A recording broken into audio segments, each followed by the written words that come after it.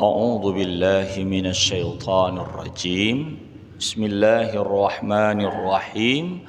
Assalamualaikum warahmatullahi wabarakatuh. Bapak Ibu jamaah Masjid Hasanah yang Allah berkahi, sejenak di Masjid Hasanah ini kita pasanglah niat untuk i'tikaf.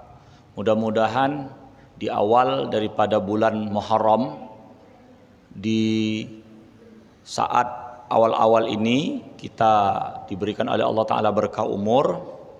Walau ada yang ngamalkan semalam karena mungkin meletakkan bulan itu selama 29 hari bisa. Kalau andai kata ditaruhnya satu Muharram malam ini juga bisa, tergantung perhitungan. Semoga Allah Ta'ala memberkahi perjumpaan kita. Bismillahirrahmanirrahim. Nawaitu an a'takifah, sengaja ku niat i'tikaf fi hadzal masjid, di Masjid Hasanah ini, sunnatan lillahi ta'ala, menjadi amalan sunat karena Allah. Lalu kita pasang niat untuk belajar Bismillahirrahmanirrahim. Nawaitu ta'allum wa ta'lim li ridhaillahi ta'ala wa bi syafaati Rasulillah sallallahu alaihi wasallam ala niyatin salihatin. Al-Fatihah. A'udzu billahi minasyaitonir rajim. Bismillahirrahmanirrahim. Alhamdulillahi rabbil alamin, arrahmanir rahim, maliki yaumiddin. Iyyaka na'budu wa iyyaka nasta'in. Ihdinas siratal mustaqim, siratal ladzina an'amta 'alaihim ghairil maghdubi 'alaihim waladdallin. Amin. Qala al-musannifu rahimahullahu ta'ala wa nafa'ana bihi wa bi'ulumihi fid dharaini amin. Su'ila radhiyallahu anhu, ditanya penyusun kitab Furu'ul Masail tentang membaca tatkala keluar khatib hendak khutbah. Jadi khatib hendak khutbah, si muraqi yang tukang naikkan membaca innallaha wa malaikatahu yusalluna 'alan nabi, karena dibuat di kampung kita. Nama yang menaikkan itu dalam bahasa Arab namanya muraqi. Bahasa Arab namanya muraqi, tukang naikkan. Muraqi. Ya.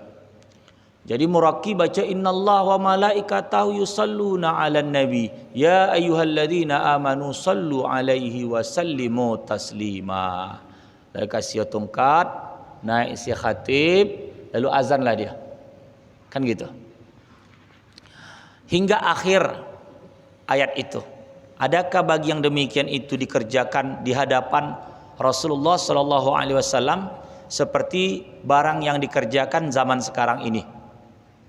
Atau ada diperbuat pada zaman sahabat atau tabi'in ridwanallahu alaihim ajma'in dengan lapas yang tersebut itu, atau tidak ada? Ini pertanyaan. Maka dijawab oleh penyusun kitab Furu'ul Masail ini dengan bahwasanya tidak ada baginya asal pada sunat dan tidak dikerjakan pada zaman di hadapan Nabi Muhammad sallallahu alaihi wasallam. Pada zaman Rasul tak dikerjakan, tidak juga disunahkan, dan ingat juga tidak juga diharamkan gitu. Nah itu. Karena kalau anda mengharamkan sesuatu itu harus ada dalil haram. Jangan semudah kata ini haram. Mana dalil? Ya. Sunnah tidak ada, haram pun tidak ada. Ya, jadi tak ada. Menurut penyusun kitab nih, udah dicari-carinya referensi kitab-kitab, tak ada. Tetapi adalah dinanti pada hari Jumat hingga berhimpun manusia. Maka apabila berhimpun manusia, berkumpul, maka keluarlah Nabi Muhammad sallallahu alaihi wasallam kepada mereka itu. Ya, seorang dirinya dengan ketiadaan orang yang menjaga, ya, menjaga, menjegal, menahan dirinya sambil berteriak di hadapannya. Ya, maksudnya di hadapan Rasulullah, kan itu kan innallaha wa malaikatahu yusalluna 'alan nabi gitu. Karena Nabi ini udah ada ayat khusus. Kan orang tanya gini, amalan khutbah itu harus contoh Nabi. Kalau tak contoh Nabi, kenapa dibuat? Itu bukan amalan khutbah, itu meroki, menaikkan, bukan bagian daripada khutbah. Dan yang kedua pula, amalan khutbah banyak yang kita perbuat di kampung ni tak juga mencontoh Nabi dalam bahasa. Orang bahasa yang kita pakai bahasa Indonesia kok. Rasul mana pula bahasa Indonesia? Kalau sampai ke Inggris nanti bahasa Inggris. Itu tak ada contoh itu. Jadi kenapa bisa terbuat begitu? Inilah ijtihad para ulama. Ulama memandang. Makanya bermazhab itu adalah penggalian Quran dan hadis dengan benar sesuai dengan kapasitas ilmu. Orang bermazhab itu adalah metode menggali Quran dan hadis dengan benar. Kalau tidak bermazhab, susah meresepnya, merumusnya. Jumpa hadis dulu. Contoh, kalau kita perhatikan seperti kitab Bulughul Maram. Kitab Bulughul Maram katanya kitab hadis, tapi tersistematis. Ada masalah taharahnya, ada masalah salatnya, ada masalah zakatnya, ada masalah saum puasanya.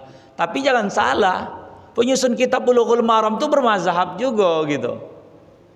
Bermazhab Syafi'i. Ya. Ibnu Hajar Al-Asqalani bermazhab dia. Jadi orang kata enggak perlu itu bermazhab, rusak, bisa salah pengertian. Nah, balik cerita ini. Jadi ada hadis sendiri menganjurkan hari Jumat itu perbanyak salawat. Nah, karena Nabi tak ada, ruhnya saja yang ada. Ruh maksud itu semangat. Kita ini kan mengikut Nabi. Ketika kita taklim di sini, ruh Nabi itu ada. Jangan dipahamkan secara otak kita yang dangkal ini. Ruh Nabi pula. Maksudnya apa ini? Kenapa orang bisa sholat zuhur, asar, maghrib, isya, subuh? Karena menteladani Nabi. Menteladani Nabi. Udah sampai waktu ini sholat ya. Gerakan itu gerakan iman di dalam dada ini. Gerakan iman. Makanya orang-orang yang tak sholat itu peduli amat. Karena tak ada roh. Kalau orang bahasa Thariqah mungkin roh Muhammad. Nur Muhammad. Iya. Kenapa kita bisa? Rasanya kalau nggak sholat nggak sodap gitu. Nah udah di sini ada. Kalau orang yang tak ada itu pedulinya pun tidak. Ada kuang. Nah, balik cerita tentang masalah innallaha wa malaikatahu, itu ijtihad ulama. Kalau dalam kitab ini dikatakannya bid'ah hasanah.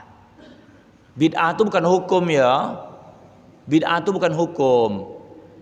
Itu hanya metode memahami hukum, bukan hukum. Maksudnya gini, kalau hukum dalam fikih itu usul fikih wajib, sunat, haram, makruh, mubah, tak ada bid'ah. Bid'ah itu tak ada, sunnah bid'ah tak ada. Jangan salah kaprah.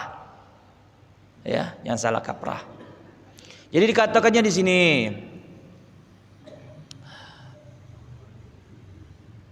hingga berhimpun manusia, maka apabila berkumpul manusia, keluarlah Nabi seorang diri. Apabila masuk ia ke masjid, memberi salam akan mereka itu. Itu tuh. Nabi masuk masjid. Assalamualaikum ya Rasulullah. Macam kita assalamualaikum lah. Tapi kan ini enggak lazim nih. Karena kenapa orang ke masjid tak ada ucap salam lagi? Karena masjid tempat assalam, kedamaian, ketenangan, keselamatan. Jadi kalau dia masuk masjid, kenapa orang masuk masjid nggak ada ucap salam? Karena sendiri sudah masuk doa. Allahumma ftahli, ya. Kan ada itu. Abu abar rahmah, abu abal fadlik, abu abal fadlika, abu abar rahmatik. Bisa itu. Ya Allah, bukakanlah untukku pintu rahmatmu, pintu karuniamu kalau keluar. Jadi begini, kalau di masjid dibuat salam bisa tak? ketika ada jemaah ramai, ini khusus Nabi ni loh. Ketika ada jemaah ramai, lalu ucap salam, ada yang salat, ada yang baca Quran, ada yang berzikir, terganggu. Kalau Nabi khususon, ketika Nabi datang, Assalamualaikum, Waalaikumsalam ya Rasulullah, Assalamualaikum ya Rasulullah. Itu cocok. Itu kan tak ada dibuat untuk khatib. Saya sampai masjid duduk aja dah, salat tahiyatul masjid dah. Mana pula jamaah tiba-tiba, Assalamualaikum Ustaz Herman, kata semua. Mau bisu orang. Jadi nyala pula kata. Tidak, itu Rasul. Ini ada khususan itu. Jadi Rasul ini banyak khususannya. Rasul bisa berbini lebih daripada 4. Karena dia pemimpin, lebih daripada umat. Kalau gitu aku contoh je lah Rasul. Bini Rasul berapa Ustaz? 11 aku buat. Khusus. Rasul tu memilih monogami. Bini satu. Meninggal Khadijah, ada Allah Ta'ala suruhkan kepada baginda Rasulullah, dia untuk kemaslahatan agama ni, itulah lebih daripada bini satu. Ya, ada bini Rasulullah itu namanya Saudah selain Khadijah, ya. Ada namanya bini Rasulullah itu Maimunah, ada Aisyah, ya. Ada dia Mariatul Kibtiyah, ada dia Juwairiyah, ada namanya Ramlah, ada namanya Zainab, ada namanya Sofiyah, ada namanya Hafsah, ada namanya Hindun. Itu istri Rasul tu. Hanya aduh kau dicoy Nabi. Ada coy Nabi, bukan yang itu. Bini recok coy Nabi. Contoh coy dari Nabi loh. Kalau tidak mana tahu kita bercorai. Wang dia nyontohkan kok. Tapi itu tak digubris, tak ditunjukkan bona, karena begini, istri-istri yang dicoykan Nabi itu memilih dunia dan tak pantas menjadi pendamping Nabi di surga. Ketika nanti dapat ibaratnya apa namanya ghanimah itu harta rampasan perang. Ada yang anda emas begini begitu, kan pada ditawarkan kepada istri Rasul yang seperti Hafsah dan Aisyah. Udahlah, kalau kalian anda kucoaikan kalian. Dan ambil itu tak apa-apa. Anda gantai apa? Kalau kalian anda bersama aku, siap-siap hidup susah. Siap-siap hidup susah. Orang yang kalau anda dia memperjuangkan agama ni, belajarlah dia hidup sulit, hidup susah. Hidup susah. Karena dia jihad. Tiba-tiba kalau ada agama, dia kayo-gayo. Kalau dah itu, berarti ada masalah. Ada masalah. Contohnya ada ustaz, suruhnya, dianjurnya, sedekah habis-habisan. Yang bisa untuk cerita sedekah habis-habisan dia. Kalau orang iman orang tu. Kalau nganjurkan orang, tunggu dulu. Tak percaya sama Allah, Allah bisa ganti 10 kali lipat, kata dia. Tak percaya kafir, kata dia. Ada terkenal pula ustaz nasional.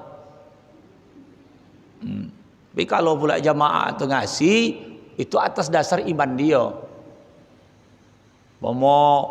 Buat tadi kan Bang Ijek, wakil gubernur, berapa tempat ni di Batubara ni, dia menghadiri entah 3 titik masuk masalah pesantren-pesantren tahfiz, peletakan batu pertama sekali jalan. Tadi datang. Saya tengok cuman Facebook. Saya pun ada kegiatan macam sini, manalah ada amanah sama amanah. Iya, tadi ada patroli pengawal tu, polisi. Itulah. Memang masih bosa dunia lagi. Bosa. Buktinya apa? Dulu kalau di zaman-zaman awal Islam, yang dikawal tu, ya, umarah, ulama. Sekarang ustaz-ustaz aja biar buat orang gila di dicucuk buat orang gila, dibunuh buat orang gila. Anolah, bal tu'sirunal hayatad dunya. Dunia itu hebat berkasa. Wal akhiratu khairu wa abqa. Bapak Ibu jamaah yang Allah muliakan, kita lanjut lainnya. Apabila naik atas mimbar berhadap Rasulullah dengan muka dan memberi salam atas mereka, kemudian ia duduk dan obang Sayyidina Bilal. Nah, itu. Jadi Sayyidina Bilal asal naik bang dia terus. Ya. Obang. Menurut kitab ini. Jadi katanya Rasulullah cuma obangnya sekali, Ustaz. Sekali. Kalau zaman Rasul untuk khutbah Jumat. Saya pernah salat di Masjid Muhammadiyah, entah saya lupa atau tidak. Azan panggilan sekali. Ya, orang tu kan memang tak ada qobliyah Jumat itu. Tak ada qobliyah. Ya udah langsung naik. Ya macam inilah itu. Jadi pertanyaannya sekarang, siapa yang memulakan azan tu bisa 2 kali Jumat? Kalau masalah 2 bahkan 3 itu dibuat oleh Utsman bin Affan. Pada saat itu umat Islam sudah banyak, bukan sekitar Madinah, bukan Madinah aja, udah meluas. Jadi panggilan azan itu untuk mengingat salat. Ya. Apa boleh panggilan azan tu 2-3 kali? Boleh. Dasar dari mana? Kalau kita balik dari Mekah, umrah kah, haji kah, itu sebelum subuh ada azan dah. Anda menghadap subuh tu aja 1. Subuhnya sekali, berarti 2. Bukan berarti kalau azan tu harus salatul mafrudah, as-salatul mafrudah, salat yang wajib, bukan. Sedangkan sebelum waktu aja boleh azan. Apalagi dalam waktu. Ah itu maksudnya. Belum lagi masuk waktu aja azan subuh. Jadi kalau beberapa masjid Muhammadiyah kadang buat tuh azan 2 kali. Jadi pertanyaannya, apatah lagi Jumat untuk mengumpulkan manusia, ditengok buat ijtihadnya Utsman bin Affan, dia azannya dipajak supaya orang-orang pajak yang pano kan ada pasarnya di Madinah tuh siap-siap. Kalau tak azan nih zaman itu dulu kan tidak apa kita ada terahim apa ini bisa didengar. Oh dulu tidak. Ada pun terahim-terahim yang dibuat oleh uang-uang kampung kita ini, itu ada ijtihad supaya berkumpul uang-uang. Tiba-tiba sunyi, tak ada beda dengan ai biasa dengan ai Jumat. Dan itu bukan perkara yang haram. Begitu ya. Udah itu lagi Nabi memberi salam atas mereka. Macam khatib itu naik, Assalamualaikum warahmatullahi wabarakatuh. Berarti waktu dia datang salam moga, waktu Nabi naik Nabi salam. Kemudian ia duduk dan azanlah Sayyidina Bilal. Maka apabila selesai azan, berdiri Rasulullah SAW membaca khutbah dengan ketiadaan perceraian antara azan dan khutbah. Jadi langsung, tak ada cerai. Ya. Tiada dengan membaca asar dan khabar, dan tiada lagi dan tiada lainnya, dan demikianlah segala khalifah Rasyidin yang 3 kemudian daripadanya, maka diketahui bahwasanya adalah membaca akan yang demikian bid'ah, tetapi bid'ah hasanah. Karena adalah pada membaca ayat itu memberi jaga dan menggemarkan pada mendatangkan dengan salawat atas Nabi Muhammad SAW. Memberi jaga itu maksudnya menyadarkan. Sadar orang hari Jumat tu untuk bersolawat. Macam contohnya innallaha wa malaikatahu yusalluna 'alan nabi untuk azan biasa. Itu memberi kesadaran bahwasanya kita ni salat hendak menghadap Allah, dan semua itu contoh dari Rasulullah. Jadi kita ingat bersolawat kepada dia. Pada hari itu hari yang amat besar yang tuntut padanya membanyakkan dan membaca akan khabar, yakni hadis yang tersebut, kemudian daripada azan dan dahulu daripada khutbah, menjaga bagi mukallaf, suruh menjauhi daripada perkataan yang haram. Jadi perkataan yang haram, yang tidak baik, lebih baik diganti dengan salawat. Dan yang makruh, ada pula makruh, dan yang sia-sia, pada waktu itu, sebab ikhtilaf ulama pada haram adalah Rasulullah SAW membacakan khabar itu ia di atas mimbar pada khutbahnya. Jadi sahabat itu dulu, karena syariat itu belum semantap sekarang, masih perjalanan, Nabi lagi khutbah, orang tu ngadakan jual beli, dagang, ya. Bukti ayat Quran, ya. Ya ayyuhalladzina amanu idza nudiya lis-salati min yaumil jum'ati fas'au ila zikrillahi wa zarul bai'. Ayat itu menjelaskan, hai orang beriman, apabila ada panggilan azan itu untuk salat Jumat, bersegeralah mengingat Allah dengan salat dan mempersiapkan diri. Wa zarul bai', tinggalkan jual beli, karena orang tua jual beli dunia lah pula. Zalikum khairul lakum in kuntum ta'lamun, itu lebih baik jikalau kau ketahui. Fa iza qudiyatis salatu pantashiru fil ardi, kalau selesai salat bersebar muka bumi, berdaganglah, juallah, pantashiru fil ardi wabtaghu min fadlillah, carilah apa yang dikaruniakan Allah, wabtaghu min fadlillah, ya.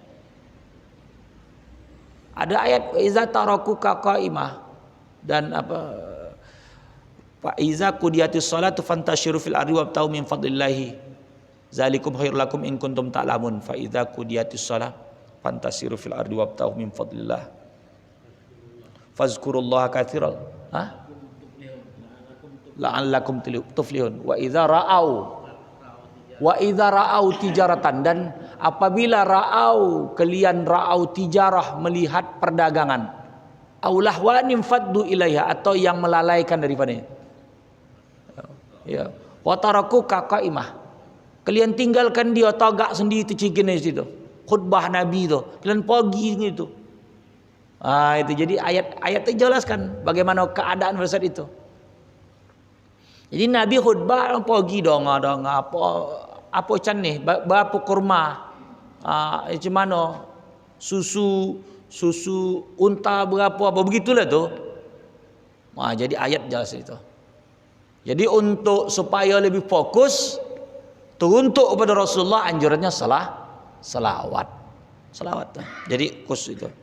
Su'ila radhiyallahu anhu, ditanya penyusun kitab daripada orang 40 ahli Jumat, maka membaca khatib akan khutbah, maka mendengar mereka itu setengah rukun khutbah, maka pergi mereka itu, atau setengahnya maka goib mereka itu. Padahal imam membaca khutbah 40 tadi 20 pergi.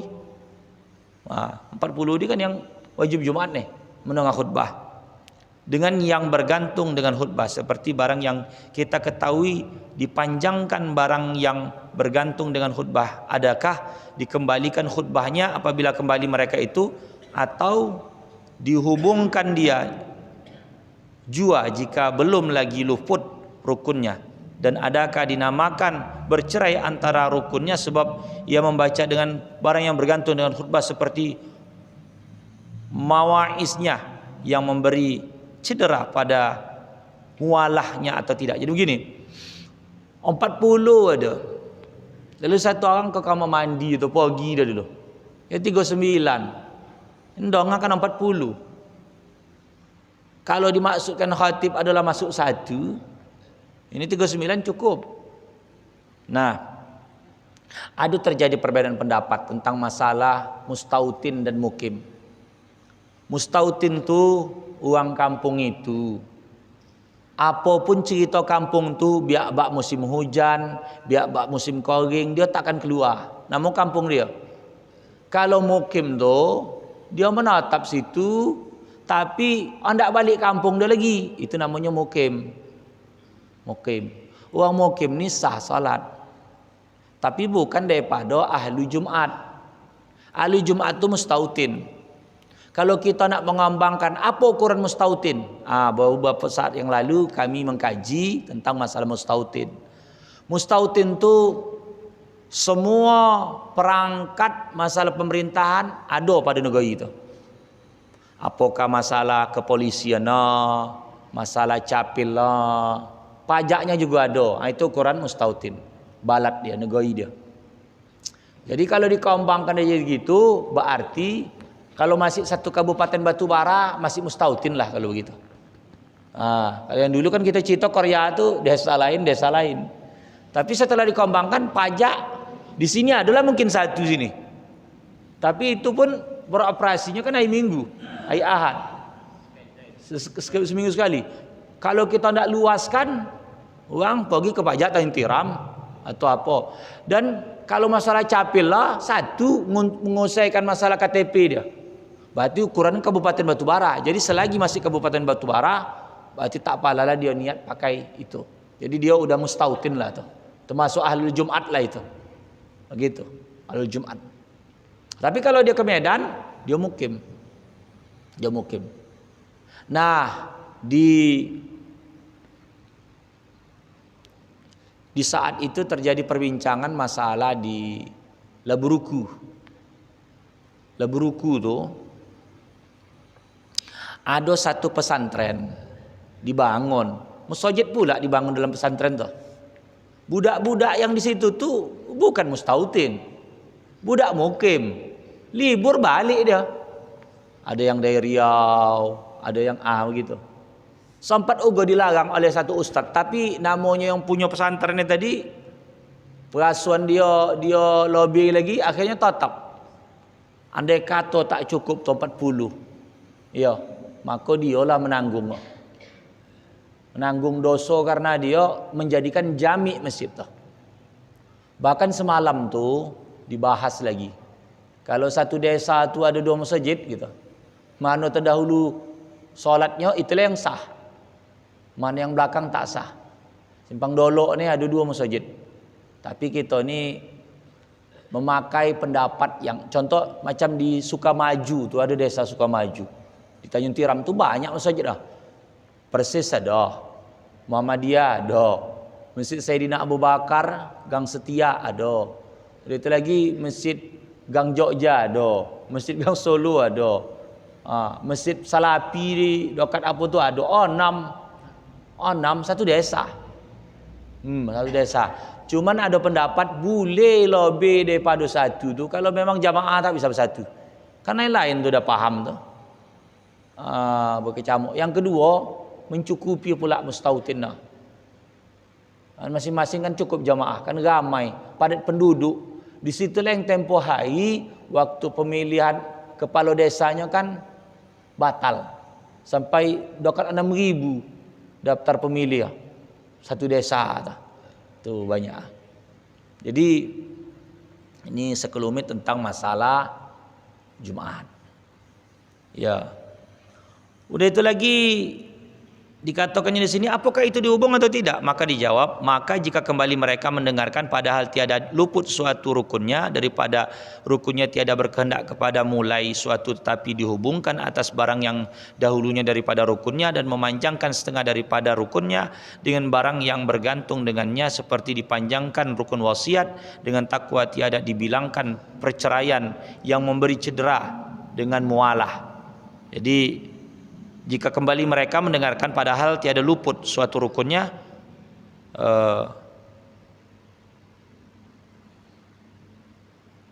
tidak apa-apa. Jadi kalau 20 datang, 20 tinggal, datang lah, tak apa.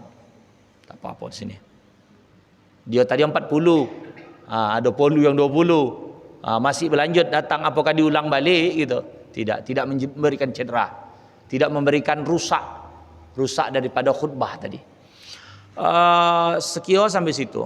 Kalau ada nak tanyakan, jam berapa kita ni? Berapa banyak lagi ni?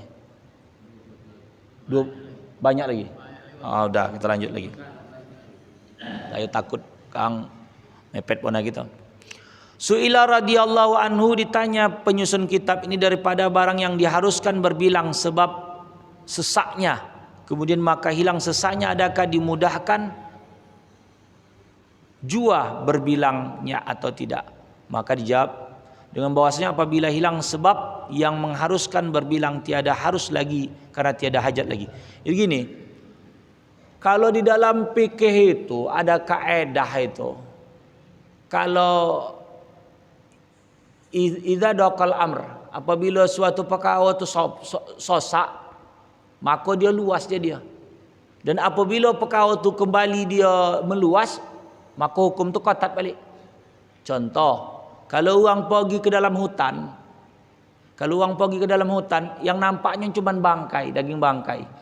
Sementara dia sosak nyawanya, dia maka hukum itu jadi luas, boleh. Macam orang sakit lagi. Kalau tak dimakan ubat tu, dan ubat tu daripada yang haram sekalipun, kalau tak makan sosak hukum sama dia. Maksud sosak itu gawat dia, maka itu jadi dia boleh.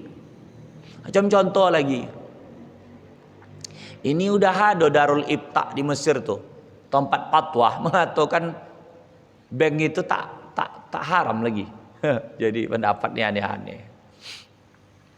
Dulu kan haram bungo, karena udah umum gitu ya, dianggap sebagai administrasi. Sama dengan ada ustadz menyalah gola di Medan tuh, namanya Ustadz Miftahul Khair.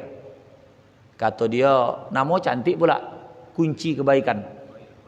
Khair. Dia kata betino tuh rambut bukan aurat, jadi tak pakai jalbab pun tak apa-apa. Maka bini dia tak pakai jalbab. Itu. Karena kenapa? Sekarang urgensi keperluan daripada menutup rambut tu apa? Ada orang menutup rambut, kata dia, penyalah, tunjuk ada dalil kitab. Nah, ini yang maksud saya tadi yang aneh-aneh tu. Tapi balik cerita tentang hukum begini. Aku ustaz, kalau tidaklah aku minjam duit riba nih, tak makan aku. Sakit aku bayar. Ini namanya nih sosak. Kalau sempit maka hukum tu jadi luas. Tapi kalau udah luas balik, maka hukum tu kotak balik. Begitu.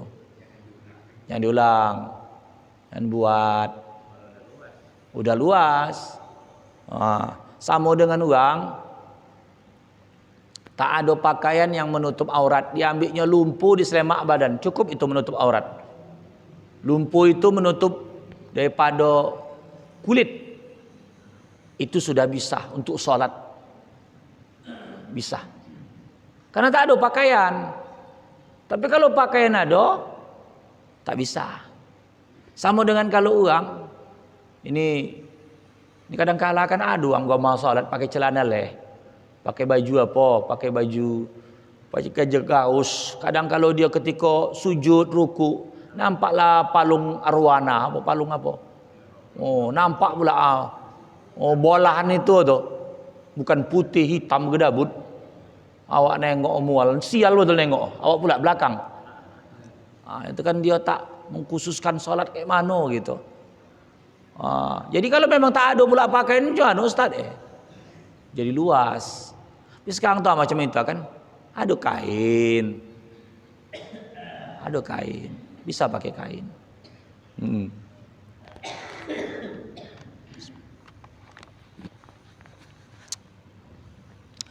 Su'ila radhiyallahu anhu, adakah dinamakan uzur daripada wajib Jumat orang yang tidak boleh jalan hendak bersuci atau istinja, melainkan dibukakan auratnya sebab tiada tempat hendak bersuci daripada manusia di hadapan manusia yang haram melihatnya auratnya. Ini kan gini, alhamdulillah masjid kita nih, kalau kaum perempuan dia ada ruang sendiri, bisa dia buka aurat hendak berwuduk. Tapi ada satu masjid tempat wuduk perempuan tu itulah dibuka jalbab. Ya. Adakah ini kalau dalam bab laki-laki ini tadi dibukakan auratnya, adakah harus dibukakan aurat di hadapan manusia karena hendak menghasilkan Jumat atau tidak? Cemano ini bahasa membuka aurat ni ya. Karena aurat laki-laki itu antara pusat dan lutut, ya antara itu. Jadi kenapa dibuka gitu? Ini belum tergambar. Coba kita baca dulu jawabannya. Maka dijawabkan dengan bahwasanya mereka yang wajib Jumat maka tiada dapat hendak bersuci atau istinja. Oh, cebok. Cebok maksudnya. Tempat cebok itu terbuka. Kan harus ditampakkan pula. Macam ada satu negeri kalau mandi itu gamai-gamai gitu. Jadi ada kiat ogo untuk di kampung tuh, hendak buang air basah, tutuplah pakai kain muko. Ada gitu tuh. Muko aja tutup. Air ini mengalir atau apa gitu. Dulu kan ada begitu-gitu tuh. Ini hukum menunjuk aurat ini haram. Haram. Udah itu lagi, ini uzur dia, uzur. Kan salat itu kan wajib bersuci. Membuka auratnya di hadapan orang yang haram melihatnya harus dibukakan ketika itu dan wajib atasnya mereka memejamkan mata mereka, tetapi yang demikian itu diuzurkan karena membukakan aurat di hadapan orang itu menjahatkan dirinya dan payah atasnya. Jadi orang menengok aurat orang tutup mata, dia pun tutup mata supaya jangan ada hukum sama dia. Wah itu. Jadi menjahatkan diri orang akan berpikir yang tidak-tidak. Laki-laki itu tetap juga aurat dia antara pusat ke lutut tengok buat uang. Begitu. Ini kan ada hajat. Su'ila radhiyallahu anhu. Ditanya penyusun kitab daripada khalifatul Jum'ah, mengganti Jumat. Adakah wajib atasnya berniat atau akan imamnya atau tidak? Maka jawab dengan bahwasanya jika ada serta imamnya serakaat tidak wajib atasnya, dan jika tidak didapat serta imam serakaat wajib karena niat imam itu wajib atas imam Jumat. Jadi begini, kalau kita ketinggalan Jumat, lagi sholat Jumat 1 rakaat tiba-tiba terkontut, lalu dia wudhu atau dia buang air basah lah sebelum untuk sholat Jumat, lalu dia dapat 1 rakaat, maka dia cuma tambah 1. Tapi kalau saat dia waktu rukuk tak dapat dia 1 rakaat saja sewaktu imam, maka dia tetap mengikut makmuman dengan nilai Jumat, tapi yang dikojokan adalah sholat zuhur. Sholat zuhur. Jadi 4. Sholatnya tetap Jumat. Dia pasang niat untuk berjamaah kepada imam, dia 4. Dia Jumat 2 rakaat. Tapi pengojuannya itu zuhur karena tidak sempurna Jumat dia lagi. Tidak sempurna Jumat dia lagi. Karena dia tidak mendapati 1 rakaat pun kepada imam. Jadi yang berlaku sama dia wajib zuhur. Begitu. Nah, tapi kalau dia dapat rukuk yang kedua itu bersama dengan imam, berarti dapat 1 rakaat. Dapat 1 rakaat. Baru 1 rakaat. Wah, kalau ada nak tanya dipersilakan. Mau kasih demikian. Assalamualaikum warahmatullahi wabarakatuh.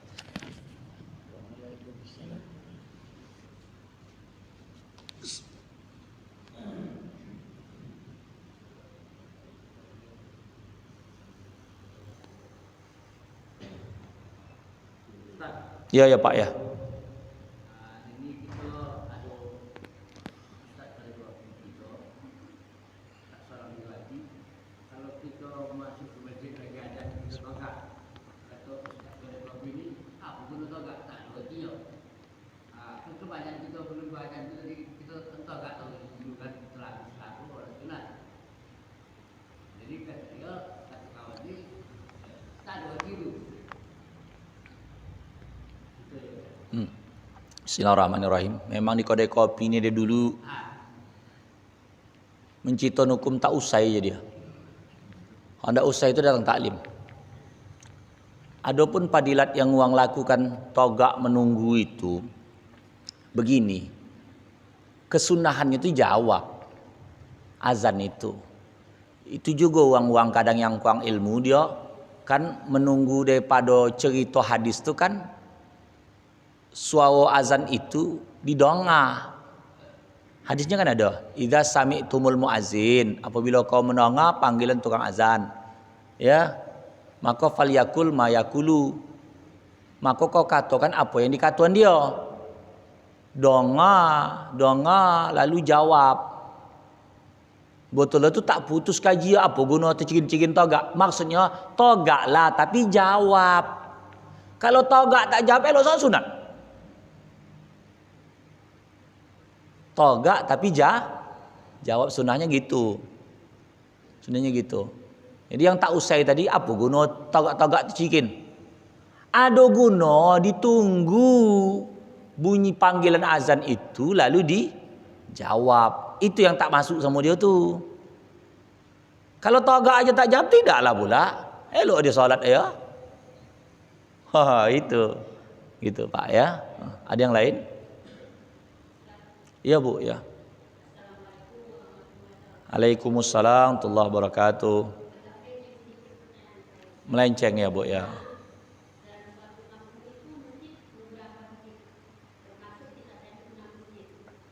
Iya, iya.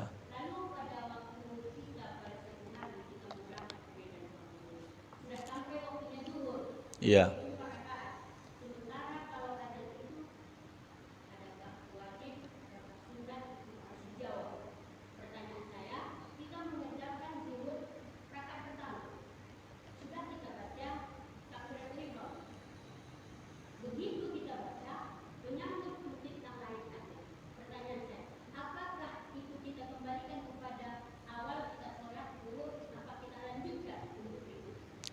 Bismillahirrahmanirrahim.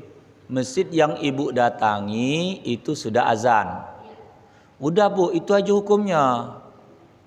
Karena menghukumkan tempat itu. Kalau masjid yang lain itu boleh jadi pertama lagi membetulkan mic tukang azannya. Jadi kresek baru dia azan. Enggak mesti. Atau mungkin jam di masjid lain itu telat.